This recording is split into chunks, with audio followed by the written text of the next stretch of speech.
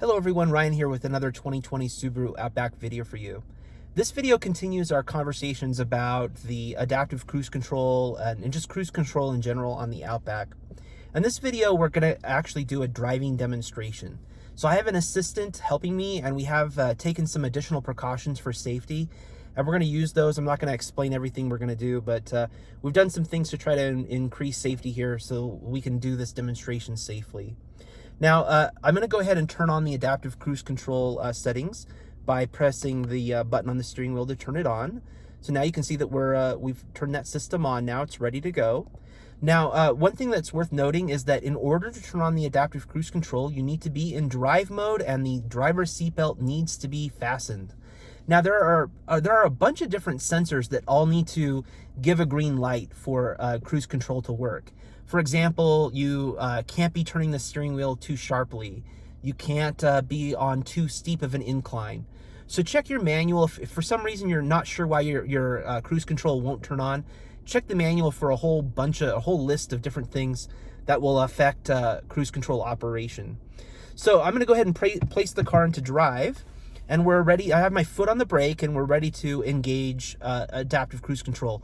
And one of my favorite ways to do this, especially in heavy traffic, is to start in stay mode or hold mode. This is a mode where you can take your foot off the pedal and the car won't move. So if you you come across a bunch of cars, you realize that traffic is starting to slow down, what you can do is go ahead and come to a complete stop safely behind the vehicle in front of you or something like that. In this case, we're parked several feet behind a vehicle, but we're going to pretend maybe we're at a stoplight or something like that. You can go ahead and do that. You press firmly on the brake. Now, you do need to press, not super hard, but you do need to press firmly. If you don't press hard enough, you can't do this trick. And then what you do is you press the set switch on the steering wheel. And if you haven't watched our controls video, you can watch that to know where that button is. But it's the little paddle on the steering wheel and you press down. And you can see that the speed has now been set to 20 miles per hour. That's the little speed right there, the little underneath the 0. The 0 is our current speed and the 20 is our set speed. And you can see the little hold icon over there to the right. That means that our car, I've taken my foot off the brake, by the way. Even though we're in drive and everything's ready to go, I'm not holding the brake anymore. So this is almost like the automatic vehicle hold. And we're going to make another video on AVH. If you haven't seen AVH in operation, there are some extensive videos on YouTube that go over AVH. But this is almost kind of like that, except it uses the cruise control system. So remember, I firmly pressed the brake and then hit the set button, and now we're ready to go in hold mode. Now, in hold mode, the car will not move forward unless it detects that it's clear in front of you. And this is an adaptive cruise control feature only. So to get out of hold mode, there are two ways to do it. One way is to just gently tap the accelerator button, but my favorite way is to press up on the resume control on the steering wheel. And if you want to see this in action in heavy traffic, check out my Rush Hour Bliss video. It goes over this in more detail.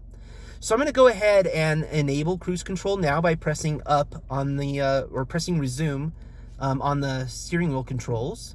And we're going to start to move forward. And then as we do, it's going to see a car in front of us, and it's going to go ahead and pull to a stop.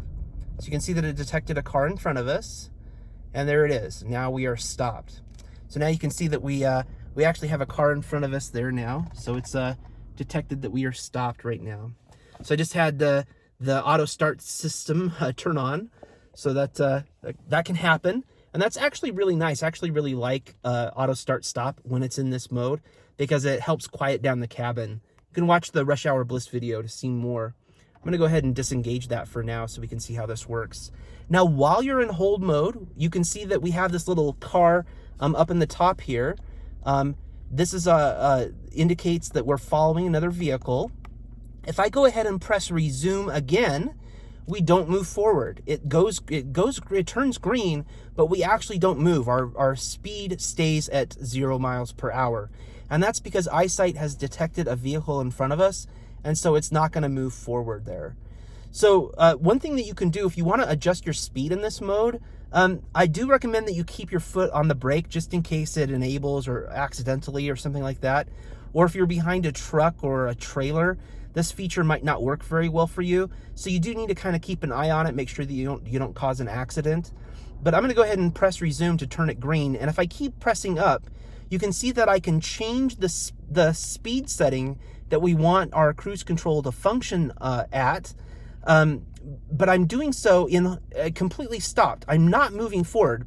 My foot is not on the brake, and we're not pressing the gas or anything. We're just sitting here, and you can set your speed. So this is handy if you know you're about to, let's say you're behind a line of cars at a stoplight, and you know you're about to switch from a 25-mile-an-hour zone to a 40-mile-an-hour zone. You can preset your speed while you're sitting there waiting in traffic and get everything set and ready to go. So this is a great feature.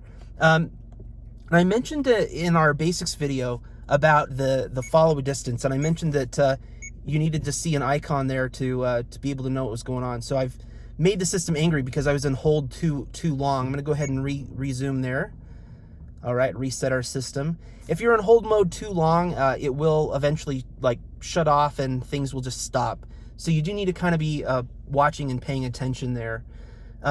So anyway, that's how you use the basic functions, and that's what it looks like when you actually drive down the road and what some of those things mean. Hold feature is by far the best feature. I absolutely love hold, the hold mode or the auto stay mode, I think they call it in the manual. It's a great feature, and being able to set the cruise control while you're stopped behind a line of vehicles is really handy with the EyeSight system. Our test vehicle today has been the 2020 Subaru Outback Limited XT. I'm the owner of this vehicle. I don't work for Subaru or a Subaru retailer. These videos are just to help other owners get the most out of their Outback. Appreciate you guys watching. Thanks.